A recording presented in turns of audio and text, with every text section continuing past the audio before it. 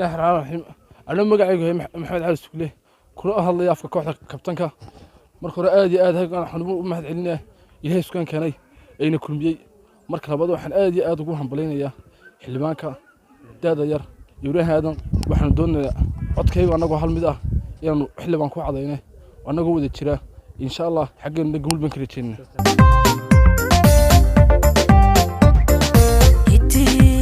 أو قومي ويا علي أدم بدلو وأنا كيسي لغو غيرتو. السلام عليكم ورحمة الله وبركاته. هرتاني ومقعي هاي يحيى عبد الوهاب محمد كنا ترسن كوحدة دايرتا مردليرتا حافظة مقعي دنيا هاي قدير حقا هرتا waxaan salaan sharafeed ugu dirayaa xildhibaan Ibrahim aan aad iyo aad ugu mahad celinayno sidaasay tahayna waxaan leenahay xildhibaan hiili hoobanniga kula garab taagan haddaan nahay dhalinyartii xaafadda wixii ka soo horjeedana cagta hoosteeda annaguna garabkaagaan taagan mar walba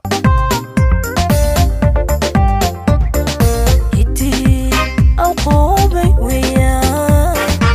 علي أدم بدلو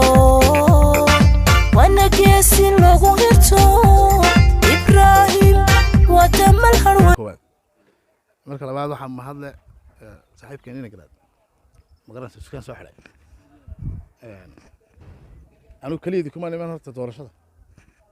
inaan isbarano baad ku yimid idinkoo kale waa soo maray dadadiina sama ma afartii ku dhawaay laba jeer waan qaxay adoo laba jeer ma qaxday bali dhulka nabada dhalatay sama anu 94 anu iskuul ku jiray November 15keedii grade 5 baan ahaa ayuu dagaal ku dhacay 11kii iyo ruuc markaan ka soo noqday saaca eedayna waan garanayaayo may 11keedii waxa soo dhaweyd iid waxa dhulkii doon ka qaxay bariga ya dalama iidinba waad nasiib badantiin laakiin waxa haddana aydan haysanin dhulkii dad ku bada ciyaarsan sama ee garoomo waxa ku nasiib badantiin dhulkan waddankan oo jaamacad lahayn oo dugsiga lagu sareeyana aan waxba ku dhigtay idinku se waxa laga yaabaa uleenta lagu qoray ilaa jaamacaddii guriga hooyada aan ka quraacnaysa sama muddo 6 sano aan Suudaan ma ku qaatay waqtigeega 5 sano u dambeysana Mareykan ma deganaa shaqadeedu waa shaqo madax bannaan أنا halkan joogaan shaqeyn karaa أنا Mareykan joogaan shaqeyn xilkan 8 sano ka hor baan aan damic islaamin أنا waddanka jooga ujeedadu ma hayna xoolo soo doontay laakiin meesha waddanku maray man eegayayo waddanku wuxuu baahan yahay dad cusub oo fikraya maanta lagu aqoonsado maxaad leedahay ma qaabili kareen adduunyada bal fikrkaaga qiimay seebaan u qaabili kareen adduunyadu waxa ku dhaqantaa shuruucdan waxa sameeya baarlamaan markaan waxa isleeyahay sababaha ugu weyn waxa kamid ah gaalada inoo imanaysiyo caalamka inoo imanaya dawladnimada inagu bari mayno waxaan dhisanay madaxdan ha tiraahdo laakiin ma xaqiiqada way arkaan iyagu simple haday ku arkaan constitution akhriyaan 120 qodob oo 90 kamid ah madaxweynaha awoodiisa tahay Soomaaliya laakiin hadda adduunyada tagto waxaad arkaysaa safiirka Soomaaliya oo magacaabiso Mareykanka ama magacaabiso Iran ama magacaabiso Ingiriis markuu dalka tago laga aqbalo waxa loo dhibayaa constitutionka diplomatic law meelahaas waa ka mamnuuc saaxiib been nahay ma inuu saaxiib manihin magaranaysa horta sharciyada waddanka dhismaa idinku sharciyada waxaan iska dhiman oo ku heli leeyeen isla xisaabtan baa imanaya meelahaas oo dhawaan sama Mareykanka kale muxuu safiir magacaabayo nin xayraana kama dhigo waa inuu milyaneer yahay waayo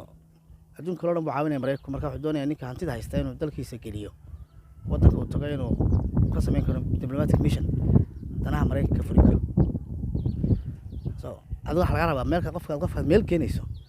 inaad u xisaabto tiraado ama qof shaqo keenaysa Soomaaliya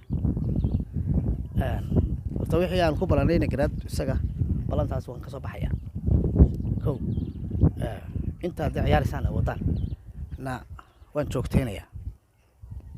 ujeedada codka ma oo dhiirigelin weey magaranaysa waxay isku dardaarmayaan inaad si barataan wadan imka qalba jaacad kuma qaba tiraadeen idinku hadda ninka jaacadi gelin ku dadaan gaadhaan jaamacad ya sports waxa ciyaartaan saacadaha chance haysto xaafadan waxaa ka ilaali ka dhigtaan xaafad nabadgelya khalaas maadaama hooyada ku dhashay oo halkan ku dhalatay ku xisaabtan hadduu aabbaha dareewal yahay inaad u dhakhtar noqoto ya soo ma hadduu aabbaha xooggiisa maalo inaad u noqoto qof professional lawyer ganacsada dhakhtara engineer soo ma hadee soo transformation noloshu waa isbeddel ha ku xisaabtama halkii aabbaha joogay noloshu saa tahay adna kadib ilmahaaga dhalaysa waxaad u diyaarinaysaa mustaqbalkaa ka wanaagsan soo ma hadee waxay noo balana ballantan ka soo baxayaa mar kasta waynu xidhiidhaynaa doorashada dabeed baan xidhiidhaynaa haddaynu guulaysanaynu xidhiidhaynaa intaynu joogna nolosha waan xidhiidhaynaa ya saasay noo balana wasalaamu calaykum